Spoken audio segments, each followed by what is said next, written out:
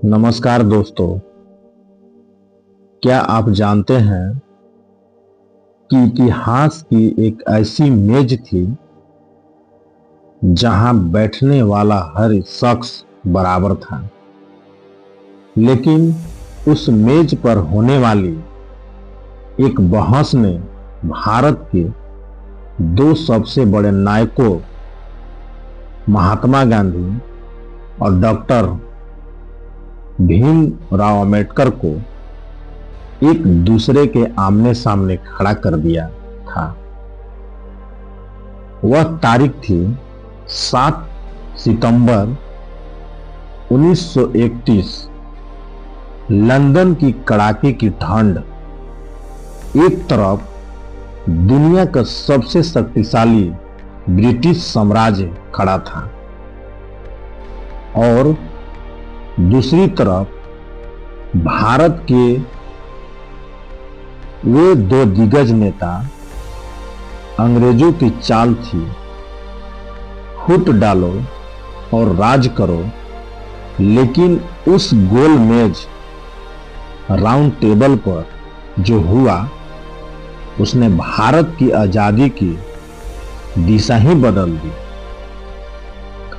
आखिर क्यों गांधी जी लंदन से खाली हाथ लौटे और एरवादा जेल में ऐसा क्या हुआ कि गांधी जी ने अपनी ही जान दांव पर लगा दी और बाबा साहब को एक कड़ा फैसला लेना पड़ा। आज के इस वीडियो में हम इतिहास के उस बंद पन्ने को खोलेंगे जिससे जानना हर भारतीयों के लिए जरूरी है। वीडियो को अंत तक जरूर देखिएगा। तो दोस्तों, इस कहानी की जड़ है साइमन कमीशन। 1928 में जब यह कमीशन भारत आया तो पूरा देश में साइमन गो बैक के नारे लगे। अंग्रेज समझ गए कि अब बिना भारतीयों की मर्जी के शासन नहीं चलेगा, इसलिए लंदन में गोलमेज सम्मेलन बुलाया गया।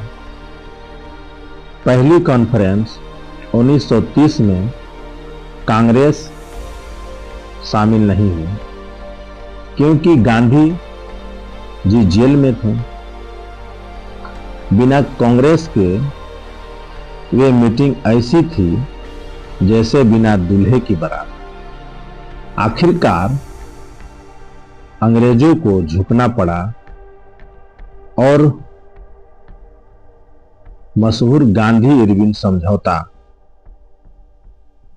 जिसके बाद गांधी जी SS राजपूताना जहाज से लंदन जाने की राजी हुई। पूरा ब्रिटेन में हलचल थी कि सम्राट से बात करने आ रहा है। लंदन की उस मेज पर डॉक्टर अंबेडकर ने दलितों के लिए अलग निर्वाचन मंडल की मांग रखी। उनका कहना था कि हमें सिर्फ आजादी नहीं, सम्मान और सत्ता में हिस्सेदारी चाहिए। गांधी जी इसके सख्त खिलाफ थे। उन्हें डर था कि अगर दलितों को अलग चुनाव का हक मिला तो हिंदू समाज हमेशा के लिए बंट जाएगा और अंग्रेज इसका फायदा उठाएंगे। गांधी जी ने साफ कह दिए कि मैं इसके लिए अपनी जान दे दूंगा पर भारत के टुकड़े नहीं होने दूंगा। बहस इतनी बढ़ गई कि सम्मेलन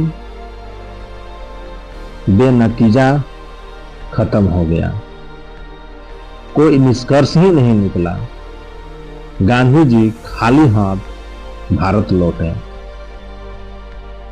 लेकिन अंग्रेजों ने अंबेडकर जी की मांग मान ली और कम्युनियल अवार्ड की घोषणा कर दी।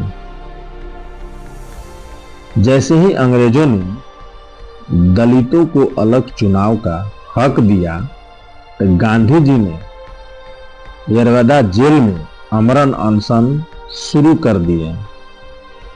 उनकी हालत बिगड़ने लगी। पूरा देश में तनाव फैल गया।